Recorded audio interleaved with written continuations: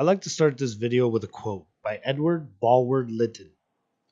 Music, once admitted to the soul, becomes a sort of spirit and never dies.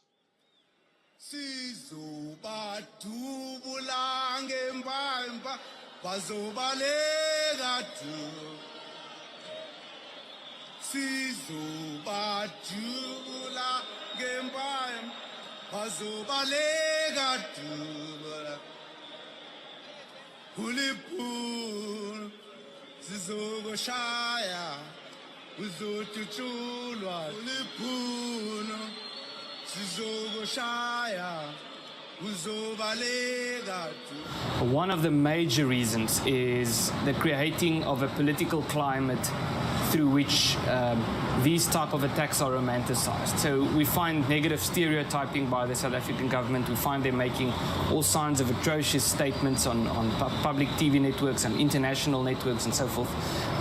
We find leaders, the most influential politicians in South Africa, going on public platforms, going to political rallies and then singing songs about murdering white people or about murdering farmers and so forth.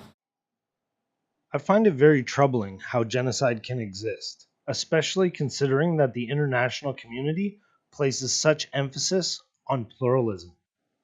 Bing defines pluralism as a condition or system in which two or more states, groups, principles, or sources of authority coexist.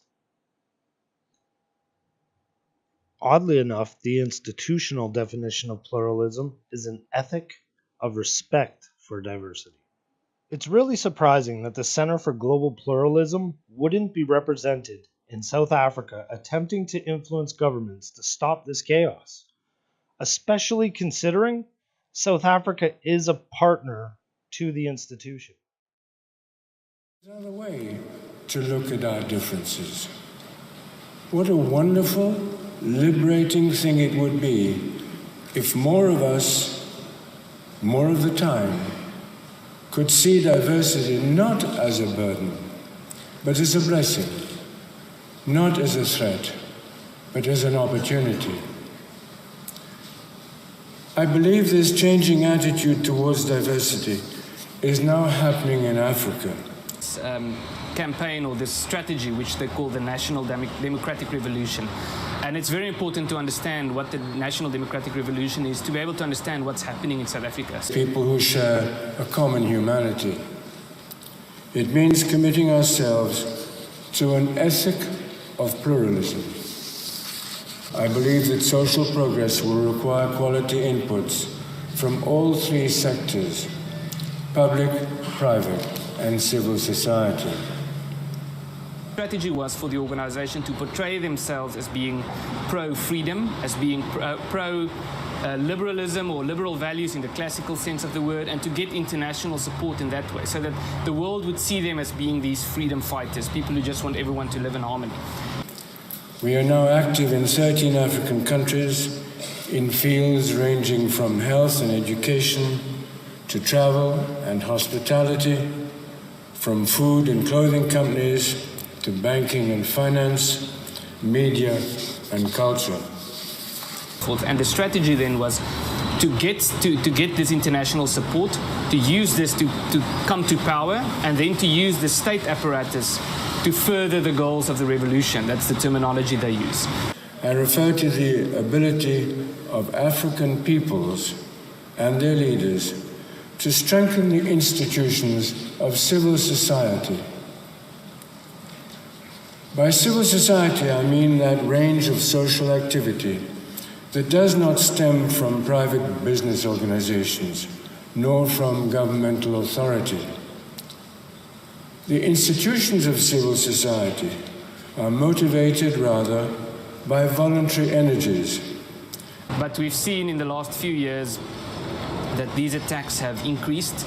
We know that in the last about 2 decades, according to government statistics, there's been about, on average, about 2 farm attacks every day and about 2 farm murders every week for a period stretching about 2 decades. And we've seen for the last 5 years that it's been increasing. And just looking at last year, for example, and the year before, almost 20% of the people who are murdered are tortured as well. And they are the most extreme methods of torture that you find in these attacks. Civil society, that is the difference maker. It not only complements the work of the private and public sectors, it can often help complete that work. Similarly, there is a great deal that leaders in the business sector and in government can do to strengthen the work of civil society, to help provide civil society with what I have called an enabling environment. This push by the South African government to have this process of expropriation without compensation, to start taking people's property without paying them for that, because, and it's especially a racial thing as well. So if you are white and you are a landowner, then you are accused of being a thief, and therefore the property that you own is illegitimate and it has to be taken back. I refer to the fear we often have that our environment will be controlled by others, to the point where we distance ourselves from potential worthy partners. This difference can extend to people of different ethnic groups, different tribes, different nationalities, different religious traditions. It can also extend to people with different political or economic loyalties. And the frequent result is a fragmenting of society, a breakdown of cooperation, an undercurrent of fear, and even a paralyzing polarization in our public life. It can be a distinctly disabling environment.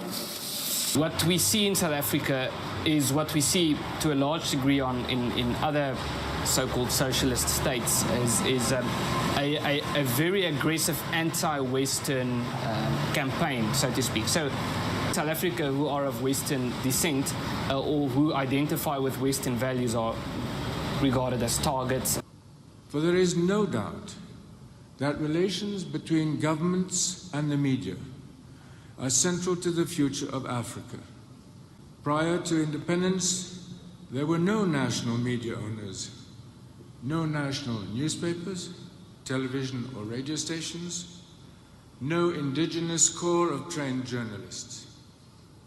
Newly independent governments had to work with media which had no African antecedents, even as both political leaders and journalists wrestled with massive debates about capitalism, communism, and non-alignment.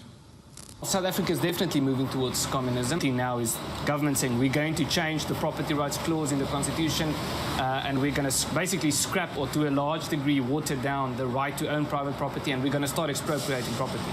Understanding that the best way to move into the future is to walk hand in hand with partners who share one's goals. And we are all here to fulfill that role. But it is the reality in South Africa.